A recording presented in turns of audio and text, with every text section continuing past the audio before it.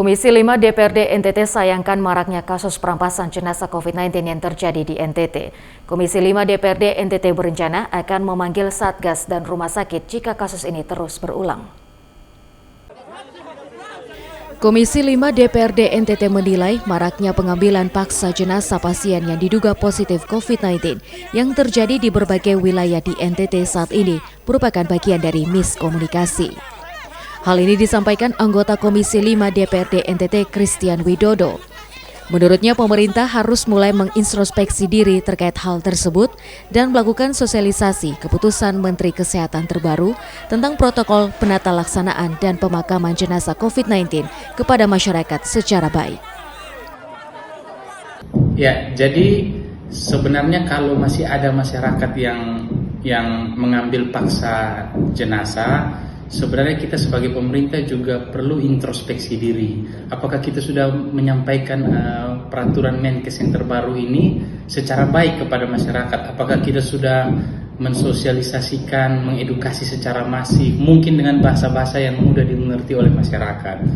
Nah, kalau itu sudah dilakukan, kemudian masih ada 1-2 orang yang mengambil paksa, aparat yang bertugas boleh menertibkan dengan tegas, tetapi tentu melakukan pendekatan secara humanis sehingga tidak terjadi gesekan di bawah.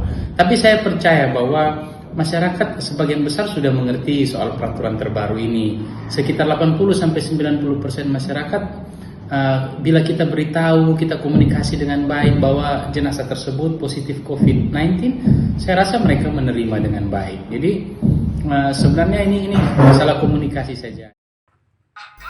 Hal yang sama juga disampaikan Sekretaris Komisi 5 DPRD NTT Yohanes Rumat yang berjanji akan memanggil pihak rumah sakit dan Satgas COVID-19 untuk menjelaskan mekanisme layanan pasien COVID-19 serta penanganan jenazah jika hal ini terus terjadi.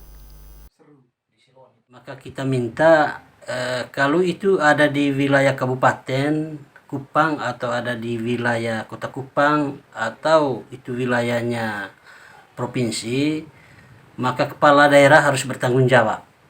Panggil ketua Satgas Covid-nya, kasus ini kenapa tidak adil. Sangat malu kita di DPR, sangat malu kita sebagai pejabat yang mengatur tentang regulasi COVID-19 ini. Rakyat kecil menangis, orang tuanya tidak jelas antara dia dibawa pulang ke rumah dengan dikuburkan secara protokol COVID. Maka sesungguhnya disinilah carut marut ketidakmampuan pemerintah untuk melihat persoalan. Maraknya kasus perampasan jenazah COVID-19 di Kota Kupang beberapa waktu ini diduga akibat kebijakan pemerintah yang memperbolehkan jenazah oknum pejabat dipulangkan ke daerah asal untuk dimakamkan. Untuk itu masyarakat merasa ada tebang pilih dalam kebijakan tersebut. Dari Kupang, Fabianus Penge, tim iNews melaporkan.